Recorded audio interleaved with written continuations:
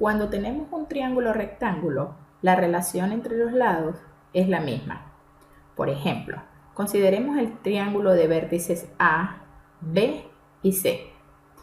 Por supuesto, si el vértice es A, el lado que se opone al vértice A lo llamamos con la A minúscula. Si el vértice es B, el que se opone a B lo llamamos con B minúscula. Si el vértice es C, el que se opone a C lo llamamos con C minúscula. Ahora bien, si tenemos el triángulo ABC y tenemos otro triángulo A', B', C', ambos triángulos rectángulos con ángulos de 90 grados, y supongamos que además tienen un ángulo exactamente igual, en este caso el ángulo alfa o alfa 1, que es 51,86. Estos dos triángulos decimos que son semejantes, ¿ok? Tienen un ángulo exactamente igual y por supuesto el ángulo de 90 grados es el mismo, ya que ambos son triángulos rectángulos. Cuando tenemos dos triángulos que tienen esta característica, es decir, que son semejantes, entonces podemos asegurar que la relación entre cada uno de sus lados es la misma para cualquier par de lados que tomemos. De tal manera que si dividimos A o el lado A entre el lado A', es lo mismo que si dividimos el lado B entre el lado B', o si dividimos el lado C entre el lado C'. ¿Ok? Y tenemos entonces esta igualdad. De esta igualdad, si la observamos con detalle, se desprenden tres igualdades. Una primera igualdad que es A sobre A' igual a B sobre B'. Otra igualdad que es B sobre B' igual a C sobre C'. Y otra igualdad que es A sobre A' igual a C sobre C', tomando esta con esta. Observemos cada una de estas igualdades. En cada una de estas igualdades podemos aplicar las propiedades de ecuaciones y, por ejemplo, colocar esta A que está en el denominador, ponerla en el numerador, y la B que está en el numerador, ponerla en el denominador, es decir, intercambiar estas dos letras. De manera que tenemos esta expresión, que A sobre B es lo mismo que A' sobre B'.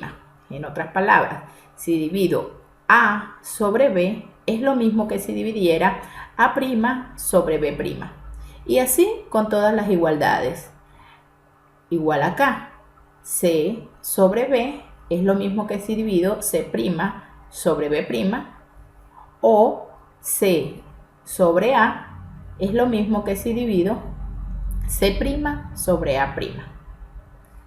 Ok, en este triángulo rectángulo, recordemos que el lado más largo, que es el que se opone al ángulo de 90 grados, lo vamos a llamar hipotenusa. Esta es la hipotenusa de este triángulo rectángulo y esta es la hipotenusa de este triángulo rectángulo. A estos dos lados los vamos a llamar catetos. Ahora bien, si consideramos un triángulo, este triángulo tiene un ángulo, en este caso un ángulo agudo menor de 90 grados.